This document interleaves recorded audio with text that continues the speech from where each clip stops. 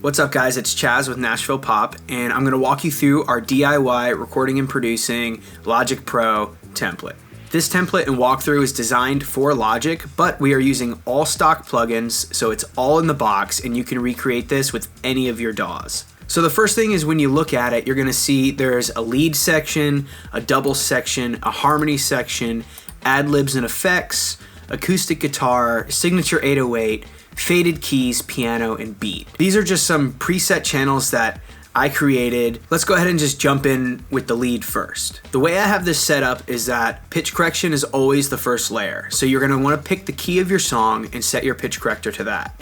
If you need to do fine-tune adjustments, you can jump into the Flex Editor or Melodyne or whatever pitch corrector you choose. The next plugin we have is the Vintage Tube EQ in the Logic selection. And honestly, all we're gonna do is go into the presets and choose pop vocal. I think this is really great for getting that crispy pop sound.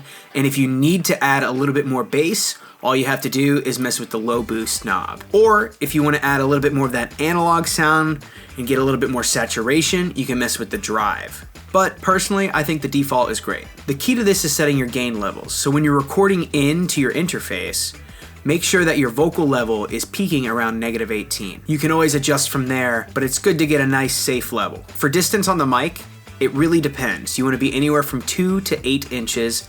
Test it out and see which one you like the most. The next piece in the chain is the compressor. Logic has a ton of awesome compressors in a bunch of different styles. I personally love the Studio Vocal preset located in Voice, just Studio Vocal. And the only tweak that I like to do is I like to turn the distortion knob to soft. And then I'll adjust the threshold as necessary. Listen to the vocal. The key to getting a great mix and a great sound is listening and practicing and experience. So you're gonna have to fine tune it a little bit in order to get that sound that you like.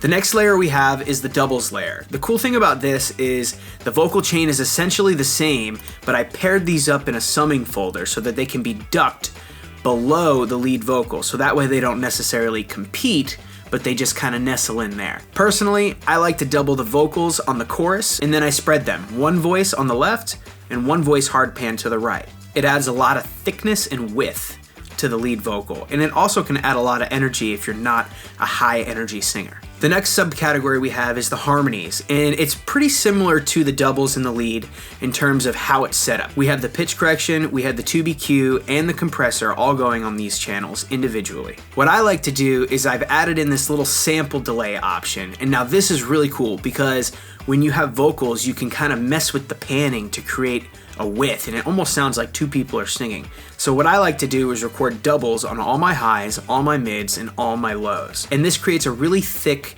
warm vocal sound. The other secret is to pan them a little bit left and right, so each vocal has its own space. With the sample delay, you can kind of adjust how much delay the voice is coming in on the left versus the right, and it kind of creates a doubling sound. I really like it, and you can dial it to taste. The key to this is to play around, find your sound, and all of these are just a great starting point to get that great sounding demo right out of the box. The next section we have is ad-libs and effects, and most of this is pretty straightforward. This is just a standard ad-lib track. There's an octave up and an octave down, so whatever you put into that will be pitch shifted up or down with the stock Logic plugins. I also personally love a mixture between wet and dry. I think that makes a great song pop, and I think it pulls the listener into the conversation. So when something is super wet and has a lot of ambience and then it just cuts dry, it cuts the song, it cuts right through the noise and brings your attention right back to what's going on. So I always like to have a couple dry vocal tracks set up, really great for ad-libs or little like affirmations along your track. Now this next part, I can't believe I'm giving this away. This is my secret sauce. So whenever I'm looking to kind of fill the space or have a cool vocal effect, I load up my secret sauce. And the key is, it's like the main level is still the tube EQ. We've got the compressor going in there, but the secret is this step effects processor inside of Logic. And I found this one preset called Deep Space that you can go to, and you can mess with it a little bit, but honestly, right off the default, listen to it. It sounds so cool, and it adds so much ambience. It adds so much atmosphere to whatever you put into it. Next up, we have an acoustic guitar, which is really simple. It's just the same vintage tube EQ, only we're going on a different preset. We're going on the clean acoustic guitar preset. If you need to tweak it from there, you can, But the trick to this is honestly, it's just to reposition the mic. So you want your microphone anywhere from 2 to 8 inches away from the guitar, depending on the microphone you're using. Me personally, I like to use this PreSonus PD70. It was $80 when I got it on sale, and it sounds fantastic on close vocals, and honestly, it sounds really great on the guitar. You just have to move it around a little bit to figure if you wanted a warmer sound or a brighter sound. And it depends on what song you're playing and how well you're playing it. The next parts of the template are really just some fun tools to help get you started on your next production. First up, I've got the Signature 808. There's nothing too crazy about that. It's just a simple bass, but you can also switch that out with your own bass, play it in there, and the preset that I've got set up is nice and ready to go. Underneath that, you've got the Faded Keys. That's personally just a really cool instrument that I put together. I really love the sound of it, so maybe you can work it into some of your own songs. Underneath that, we just have a standard piano, and below that is a beat sequencer. The cool part about this beat sequencer is that it's already built out, and all you have to do is literally double click it, open it up, and now you can just click.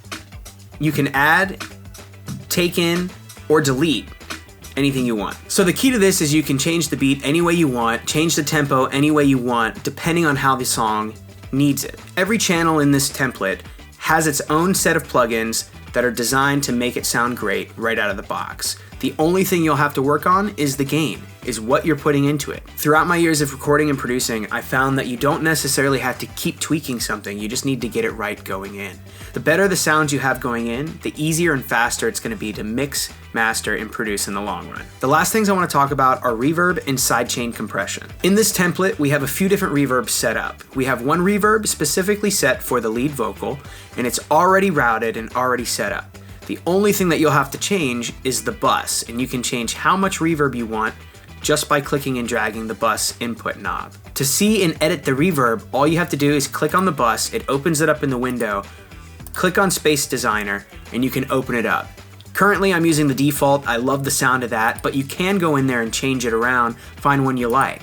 Underneath that, we have a sidechain compressor. So what we're using right here is just the standard Logic compressor on its default setting, but we have it sidechained to the lead audio. What this does is when the vocal's singing, the compressor kicks on and it starts to duck the volume of the reverb so that it's not competing with the vocal, but so much when the vocal lets up, the reverb starts to naturally fill the space back in.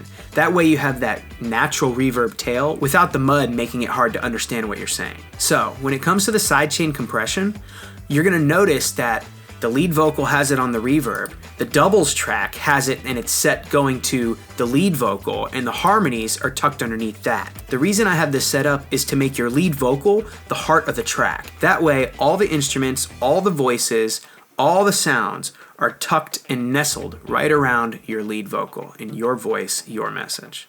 It's really cool. So that's pretty much all you're gonna need to know for getting through this Logic template. If you're not using Logic, you can try to recreate this as best as you can using the presets in your own DAW. Cutting your own songs from home is gonna save you money in the studio. It's gonna give you more control and direction on your artistry and your music, and it's ultimately gonna get you plugged further into the industry. Thanks for hanging out with the Nashville Pop DIY recording and producing Logic template. I'm Chaz, and I'll catch you guys later.